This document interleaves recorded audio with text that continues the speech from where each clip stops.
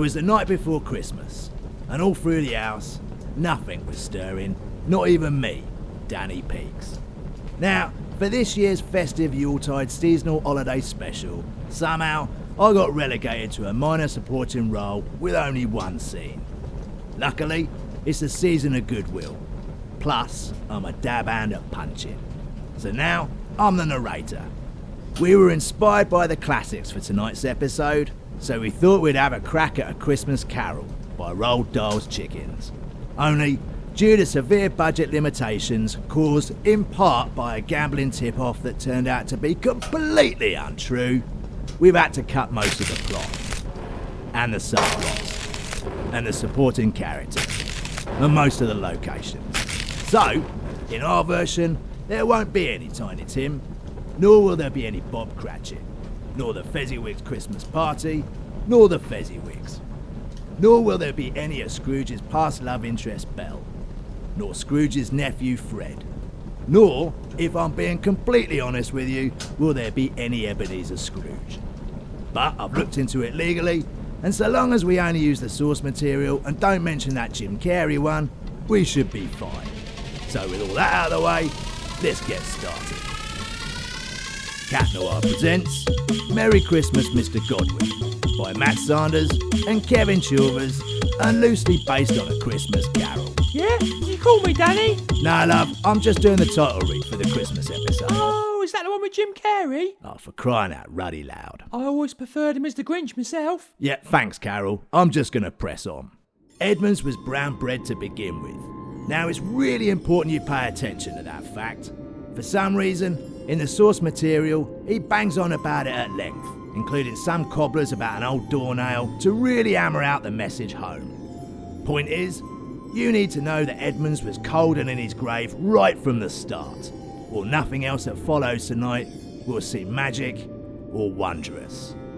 Nor will it make much sense. Our story focuses not on one Ebenezer Scrooge, but instead on a kind-hearted soul named Mr. Godwin. Contrary to Scrooge's wicked wretchedness, old Godwin was a hard-working, generous man who doesn't deserve half the shenanigans he gets put through on this podcast. However, we like hassling him so much, we thought it'd be hilarious to dump a load of ghosts on him all in one night, at Christmas. So, unlike the Victorian Camden setting of the original stave, our tale takes place in a boring house on a boring residential street, which, in my head, is much like the one Harry Potter lived in, back when he was stuck with the Dursleys. Right then, the food's all prepared for tomorrow. Marjorie's due back in the morning with her parents. Meanwhile, I've got a plethora of wine and festive television to get through. I think I'm all set for what might be the first moment of myself this year. Bing bong! Of course, I spoke too soon. Hang on, that's not how my doorbell sounds. I said bing bong! Hang on a second time, I don't even have a doorbell. I've got a knocker. That's because I'm already inside the house, sir. Ah! Where on earth did you spring from? You damn near gave me a heart attack. Which is why I whispered the old bing bong so I didn't scare you. But you did scare me. Well, thank you, sir. I welcome your feedback. Yes, but you're also breaking the law. This is trespassing, you know. Yeah, I hear exactly what you're saying, sir, and that might indeed be true if I was still alive. However, in my current form, sir, I think technically this experience would be classed as a haunting, and I'm not entirely sure you'll find adequate legal representation to get me evicted. What the dickens are you talking about? Well, stone me! Haven't you worked it out? You can see right through me, sir. Yes, I know, but I thought that was just the nature of your shtick. No, not this time. I'm a full-blown, real-life, actual ghost. I see. So, just to be clear, I finally get a moment of peace for the first time this year, and instead of watching comedy panel shows, I'm being haunted by a ghost on Christmas Eve. Oh, that's right, sir. I'm glad you're catching on. I thought this was going to take some time explaining. Well, of course it's going to take some explaining. What on earth is happening here? To be honest, I haven't completely figured it out myself yet, sir. You see, one moment I was very much living life to the fullest on a funfair ghost train, and now I'm see-through. I can float, and I've been a bit off my food. Yes, but what's any of this got to do with me? I was looking forward to a quiet glass of wine before the house gets busy with family in the morning. Oh, I'm afraid, sir, my first instruction on becoming a ghost was to pop round to see you and give you a nice festive heads up. And presumably, as a ghost, you floated right through the wall and into my home. Exactly, sir. So why are there great muddy footprints all over the floor just around where you're floating? Well, like I said, sir, it's new to me as well. I haven't entirely figured it all out yet. Right. And can you prove you're a ghost? What, beyond already floating and being see-through, sir? What do you want me to do? I can't pull monsters out of my head. I'm not Beetlejuice. All right. What about a good hard slap to the face? Cracking idea, sir. Let's give it a go.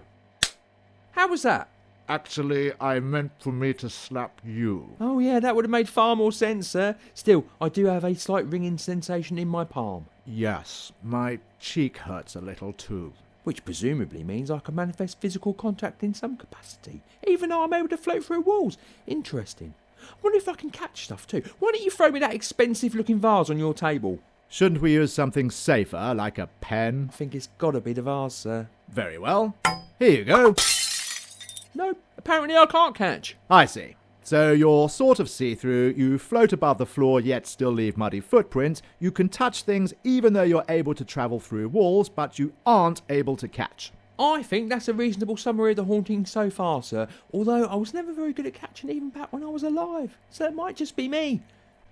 I probably should have mentioned something earlier. Yes, but I'm still not sure if you're an actual ghost or if I simply need to call the police. Would it help if I talked like this? Not really. Oh, thank goodness, I didn't care for that at all. Although you do have something of an eerie glow to your translucent skin. Oh, thank you, sir. That's exactly the look I was going for. They offered me the choice of modern, tan, solid-body cinema ghost or traditional, slightly see-through with ominous Scooby-Doo glow, and I opted for the latter. And who's they? Afterlife, sir. Can't really talk about it. Yet you're comfortable enough to float in front of me in my own living room on Christmas Eve and have me believe you are in fact a paranormal entity. Oh, I prefer the term ghost, sir. Comes with less stigma. That's hardly the point. I still don't know if you're actually a ghost or not. All right, sir. I'll tell you what.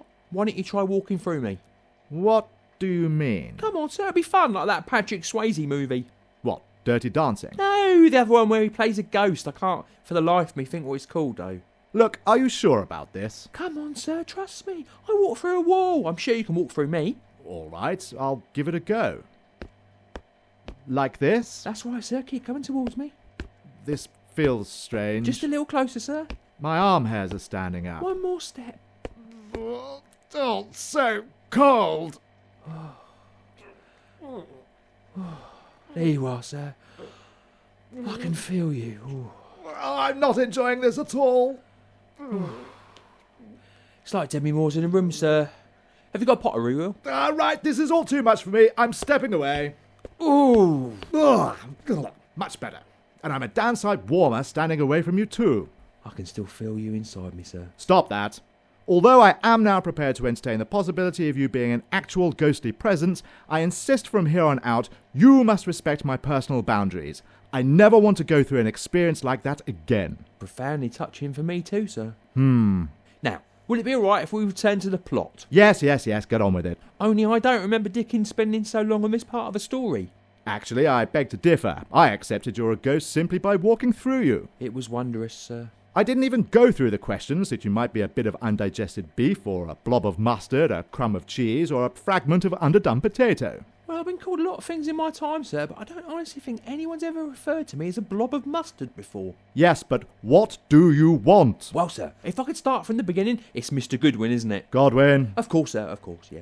You see, much like the afore referred to classic Christmas literature, I'm here to give you a dire warning, sir. And about what? You're going to be haunted! I'm already being haunted. No, I mean by different ghosts separate to me. It's like that scene where Scrooge is visited by the ghost of Bob Marley. Jacob Marley. Exactly. I've come to warn you that tonight you're going to be visited by 3 ghosts. And is that 3 including you, or do you mean 3 ghosts plus yourself, making 4 hauntings in total? Blimey, we're never going to get to the end. I mean, that aside from myself, sir, 3 other ghosts are going to come haunting you tonight with dreadful warnings about the need to change your ways. So what if I don't listen? Well, I think something terrible will happen, sir. I see. Like what? Oh, I don't know. Something utterly diabolical, sir. Could you be more specific? Well, if you don't change your ways, sir, I think some Muppets will start singing. What? I'm not really totally sure, sir. I didn't read to the end of the book. But this is horrible. Why on earth should I want to change my ways? How do you mean? Well, in the story, Scrooge was visited specifically because he was a thoroughly unpleasant person. Oh, he was, sir. He was a tight-fisted hand to the grindstone, Scrooge. A squeezing, wrenching, grasping, scraping, clutching, covetous old sinner. Exactly. And then there's you, sir. Which is entirely my point. What on earth have I done to deserve this? Hard to know. I'm only following orders, but I must say, as far as first hauntings go, this is a bit of legendary story to latch on to, and for that, I want to thank you from the bottom of my heart, sir. I really do. Well, I suppose I want to thank you from the bottom of where my heart would be if it was still there. Look, would you take your hand out of your chest? I've already told you I believe you're a ghost. I don't need to be subjected to any more absurd phenomena. Fair enough. Although, you might be in for a bit of a long night. The thing is, why would you come and haunt me? Scrooge was visited particularly because he was a sour old man who took as much as he could and never gave anything freely. Whereas I, on the other hand, have always worked hard, shown compassion where I can, and been as generous as I could be, and yet I'm the one getting hassled for it. Oh, dramatic, sir. Maybe we should have done Shakespeare instead of Dickens. That's completely irrelevant. I just don't understand why I should get the Scrooge treatment when all I've ever done is be decent and civil. Now it's a mystery, sir.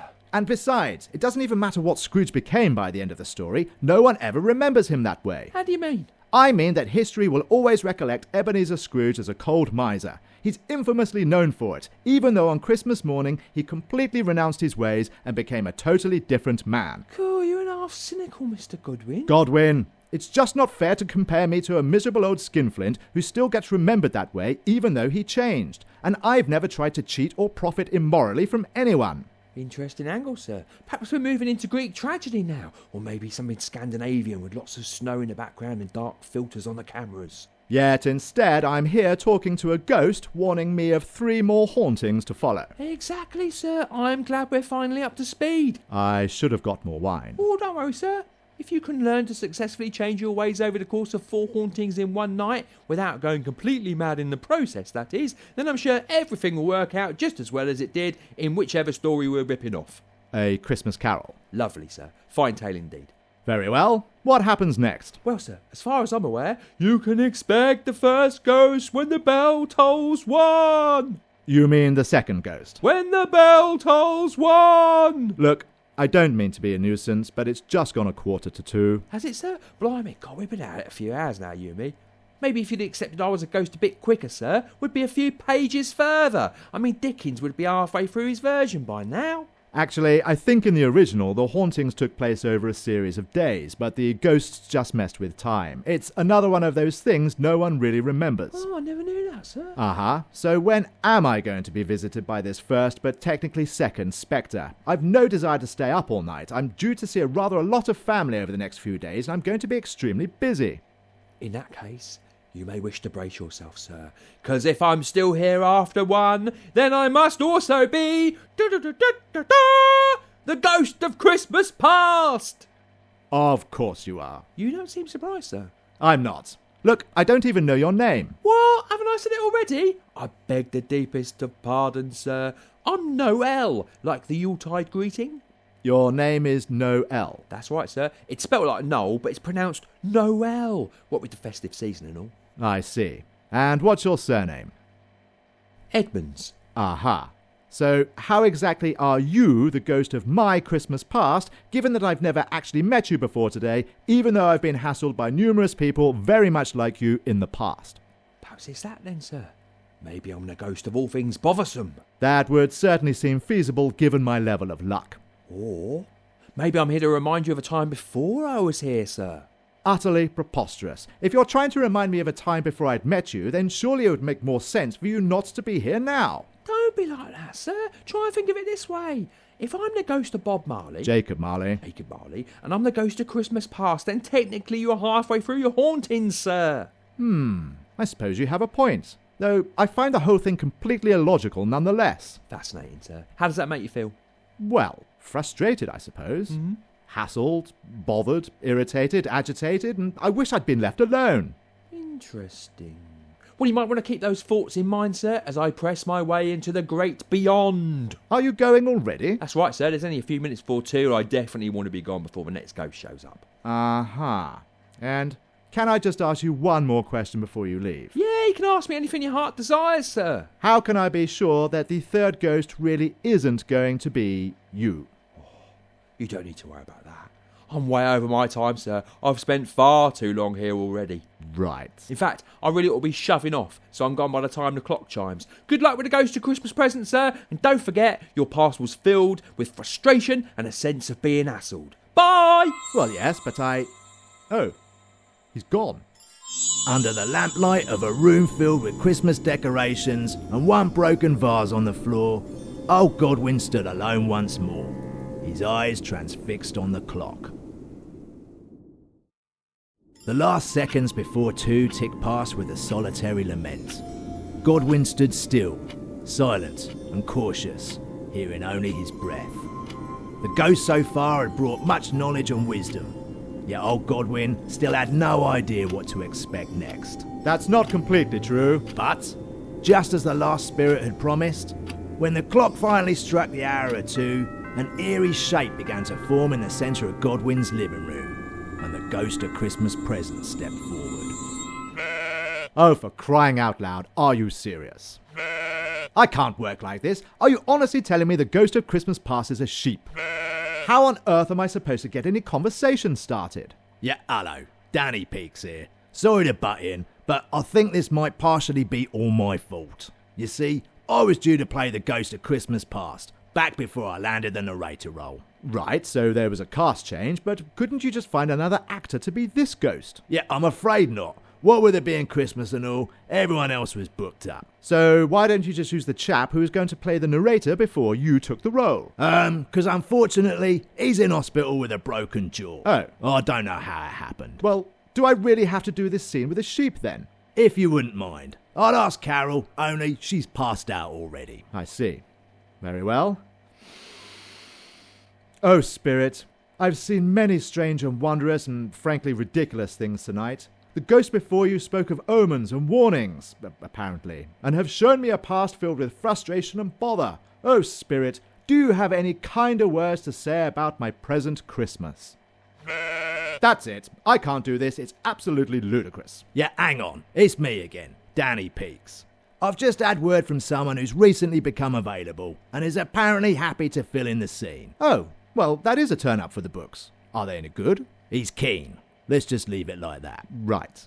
In that case, would you mind cueing me in again? Of course. When the clock finally struck the hour of 2, an eerie shape began to form in the centre of Godwin's living room, and the Ghost of Christmas present stepped forward. Evening, Mr. Goodwin! Oh, for crying out loud, it's Godwin! Well, this is a Shyamalan twist, isn't it, sir? Not really. I've been haunted by 3 ghosts tonight, and they've all been you. Either that or a talking sheep, sir. Yes, but it wasn't a talking sheep. That's the whole point. It just made sheep noises. Then perhaps you should count your blessings, sir, for this is the time of Christmas present. Terrific. And I can't wait to see what festive jollities you're here to dole out. Well, that all depends on your past, sir. What was it the Ghost of Christmas Past told you? You know damn well what he said. You were here at the time. Oh, yeah, that's right, sir. I remember now. It showed you a time of feeling frustrated and hassled by unwanted bother. Yes. Well, I'm here to change all of that. What? Really? But how? We could make some changes to your life right here and now, sir. Set you on a path to a future where you won't have to feel that way ever again. Oh, that's brilliant. I'd like that very much. What do I have to do? Well, sir, have you ever thought about investing in an app?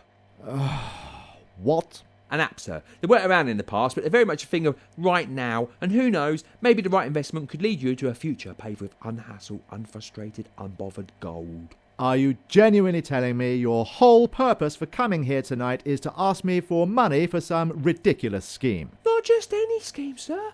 An app. Of course. And how quickly the feelings of Christmas past become the feelings of Christmas present. Oh, don't be like that, sir. This could be the investment opportunity of a lifetime. I mean, how often do you get to meet the Ghost of Christmas Past? Well, technically, this is the 3rd time today. I've been in a different role each time, sir. I'd like to think I've been very clear about that. Shall I tell you about this app, then? Very well. What's it called? It's a work in progress, sir. A prototype, if you will. But at the moment, it's called PETRIP GPT. Pet Rip Gibbet. No, sir. It's one of them acronyms that shouldn't be pronounced as a full word. But then it's just a meaningless string of letters. Thank you for your feedback, sir. Like I said, it's still in the test phase at the moment. Right. So what does this app do? Well, sir, have you ever had a pet that you've loved so much that you've mourned incredibly when it passed over to the other side? Of course I have. I'd be surprised to meet someone who hasn't. And have you ever wanted to speak with that animal again, sir, at a time after its passing? Again, yes, it's only natural, but time ultimately heals these wounds and helps to process the human experience. Well, not anymore, sir! What? Whatever do you mean? All thanks to my brand new prototype app that I've been developing ever since I turned into a ghost, I've found a way to harness spirit power, so you can keep talking with your pet long after it's passed on. Are you serious? PETRIPGPT, we're going to make millions, sir! Even after a night as ridiculous as this one, I've never heard anything so stupid in all my life. I take that as a compliment, sir. Then you misunderstand. Shall I show you how the app works? You might as well. It looks like I'm really not going to get much sleep tonight anyway. Splendid, sir. Let me just pull out my ghost phone. Ghost phone. It's very much like a living world phone, sir. It's only more see-through, and it's how we communicate with others in the spirit world. I had no idea. I'm still learning myself. Now then, what was the pet you loved and lost? Let's see. Well, I had a dog called Billy when I was 8. Lovely, sir. Billy, you say? And what type of dog was it? He was a black Labrador. And what was Billy like? Well, he used to enjoy going for runs, even on wet days, and he always slept on my bed. Oh, wonderful memories, sir. Oh, yes! I found him, sir. There he is. What? I've got Billy on speakerphone now, sir. Why don't you have a chat with him, just like the old days? Well, I wouldn't know what to say. Stay me, you're an half hard work, Mr. Goodwin. Godwin. Why don't you ask him how he is? Very well.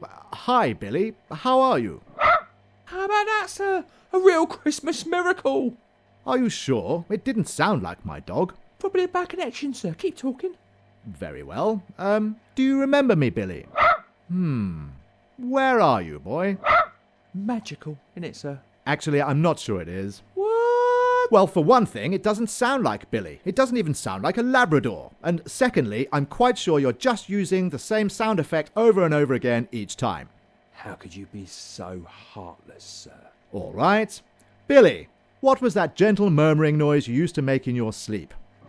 There you are. Absolute poppycock. That's not Billy at all. Very well, sir. Point taken. Did you have any other pets? Well, my aunt had a cat called Windermere. Windermere. Lovely name. What colour cat was it? A grey tabby with yellow eyes. Yep, there we go. Windermere, found you. Look, you're now live with your aunt's passed on cat, sir. Am I? Why don't you have a nice little chat? Hello, Windermere. How are you? Do you miss the old house that backed onto that river? Oh, for crying out loud, this is ridiculous. The same thing is happening. Whatever's the problem, sir? This farcical app of yours. You're not connecting me with passed on pets, you're just playing sound effects of animal noises. And you're using the same sound each time. Prove it, sir. Very well. Let's find my grandfather's old sheep, Winston. Oh, that sounds like a challenge, sir. I like a challenge. Hang on. Winston the sheep. That's right. He used to help keep the farm clean, and he lived to a ripe old age. Lovely details, sir. Yeah. Oh, yeah, I found him. Here you go. Winston the sheep. You can begin chatting now, sir. Uh-huh. And how are you, Winston? Ah, there you are. You see? I've caught you out. Whatever's wrong now, sir? Well, for one, my grandfather didn't have any sheep. I was lying. And two, that's the same sheep noise used back in scene 5. I don't know what you mean, sir. Quiet, Winston. You don't have an app at all. What you have there is a sound effects machine. It's still a work in progress. And what about if I said my pet had been a rabbit, or a fish, or a parrot that only sung show tunes? They might have been slightly trickier voices to source, sir. Get out of my house. Hang on, sir. Are you really saying you're passing on this golden investment opportunity? I'm saying you don't have an investment opportunity. Your app is both ridiculous and fraudulent, and once again, I've been given the complete runaround, leaving me bothered, frustrated, and hassled. I'm not hearing a no, sir. Listen to me, Spirit. I want you out of my house. I want you gone now, and I don't ever want to see you again. Do you understand? I think I do, sir. I think I understand too well. But I'd like to make just one observation before I go, sir, if I may. What? Well, sir, it seems even with the magic of the season and the offer to make some fundamental changes to your life, you're still experiencing a Christmas present very much like your Christmas past. And what exactly does that have to do with you? Oh, nothing, sir. It's just you might want to think about that one last spirit left to visit before this night is done. You mean? That's right, sir. The ghost of Christmas yet to come. Look, be honest with me. Is it going to be you again? Oh, no, sir. You wouldn't catch me in the same room as the ghost of Christmas yet to come, sir. He's the only spirit all the rest of us are terrified of. Oh. Have a pleasant evening, sir. And, much like the spirits had done before him, the ghost of Christmas present was gone, leaving no sounds other than the clock ticking down to the hour of 3. Godwin stood motionless and waited in the near silence. Having been visited by 3 ghosts already, Technically just one. he thought his heart would be prepared for this last final manifestation. Only it wasn't. Something was different. As old Godwin stood in the lamplight, alone with his thoughts, he realised what was wrong. The ghosts of present and past are things that can be processed. They're either happening now, or they've happened already. But the ghost of Christmas yet to come, whatever secrets that spirit holds, may fill any living person with dread. And Godwin knew it. So, when the clock in his living room struck out the hour of 3, a fearful Godwin could only watch with pale eyes as the spirits did their dance once more and a new scene began to take form before him. This time, instead of the ghost materialising in his living room, old Godwin's house itself began to change. The walls, ceilings, floors and furnishings all dimmed until they could be seen no more. Instead, outstretched before him, lay a bleak, wet, miserable graveyard on an unkind afternoon. Raining is what I'm getting at. Anyway, Godwin stared over the gravestones, gnarled and mossy and etched with time, except one. Just up ahead, sheltered by some trees that shivered in a cold wind, there was a fresh grave and a fresh gravestone. Now, don't get me wrong, this wasn't just any old marker. There was class to this headstone. Marble, calligraphy, ornate markings, the ruddy works.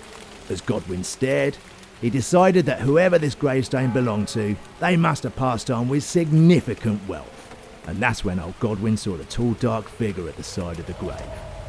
It was shrouded in a deep black garment, which concealed its head, his face, his form, and left nothing of it visible save for one outstretched hand, which it used to beckon Godwin over.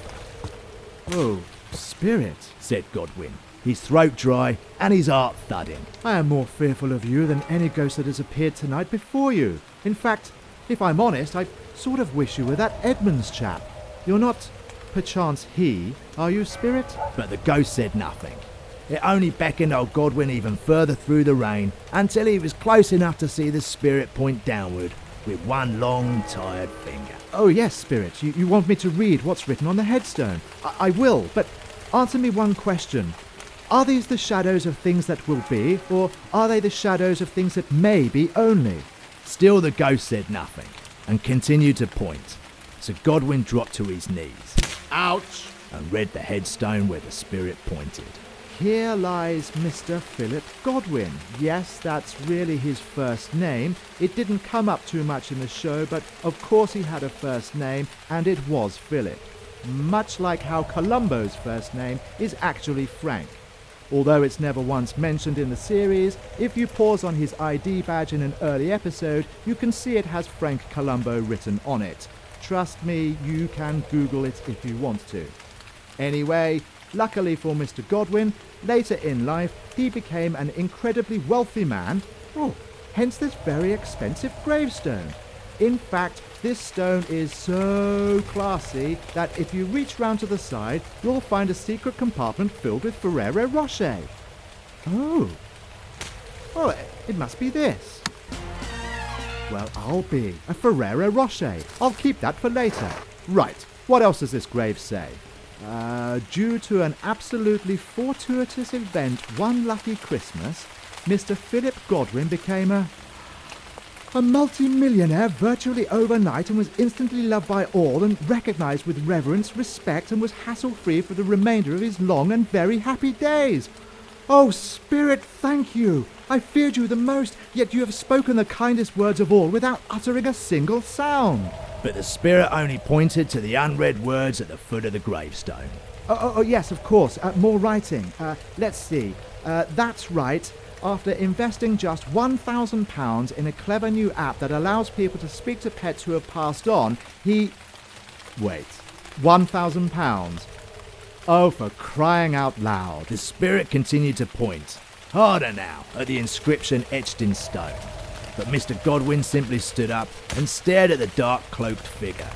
For some reason, old Godwin's fear had completely left him. Look, I am going to take off your hood now. I think I should see your eyes. Oh, I wouldn't do that, sir. I knew it. How could I have been so blind? You've had a busy night, sir. Perhaps it's just tiredness. I'm only tired because you've kept me up by appearing as 4 different ghosts. If you don't mind me saying, Mr. Goodwin, Godwin. that you're missing the bigger picture. Uh-huh. And what is the bigger picture? Well, sir, I'd like to think tonight's given you the opportunity to make changes in your life for the better, sir. Things that could reward you with a far greater future than those frustrated, hassled Christmases of both past and present, sir. I'm not investing in your app. But look what it could bring, sir. It literally spells it out on your expensive grave. I'm not investing in your app. Oh, go on, sir. No. You could be rich, sir. No. Why won't you invest No. in my estate, sir? Go No. on. I'm sure it'll be fine. You wouldn't No, be very stop it. fancy No, food. I don't Sir, want your I have app. a future, sir. No, Why go won't you away. invest in my Stop. estate, sir? No. Go on. No. What? Oh, I'm in my bed. Suddenly, the terrifying vision of the future was gone, and old Godwin was safely back at home under the warm quilt of his 4-poster bed, which I personally think is the most terrifying thing to come out of the Victorian era, never mind some ruddy grave scene. Godwin, however, was thrilled. As light poured in through the curtains, he scrambled from his bed and embraced the morning. Oh, it was just a dream. Oh, thank goodness. I didn't invest in anything. Oh, I'm as merry as a schoolboy. I'm as giddy as a drunken man. I say, you boy, what day is this? Who, sir? Me, sir? Yes, you, my fine fellow. What's today? Why, today is Christmas Day. Ooh. Don't worry about him, sir. It was far too much of a stereotype anyway. Luckily, I'm here now. Oh, very well. Then in that case, you, second urchin. What is today? Well, it's Christmas Day, sir. Then I haven't missed it. The spirits have done it all in one night. They can do anything they like. Of course they can. Of course they can, sir. And I didn't pay them a penny. I've won. I've succeeded. Oh, it must be nice to have money to keep, sir. How do you mean? Well, all snug indoors with your fancy decorations and nightly apparitions. Some of us had to sleep out here in the snow, sir. Ah, then let me change your fortune, street urchin, for I have learned how to be wiser with my money. How do you mean? Here, take my wallet. Oh, thank you, sir. You may keep whatever is inside. I'm sure it will go to far better use than some nonsensical ghost technology. Well, that's indeed very kind, sir. Confusing, but kind. Blimey, there must be over £1,000 in here, sir. And what are you going to do with it? Ah, I think I might invent an app.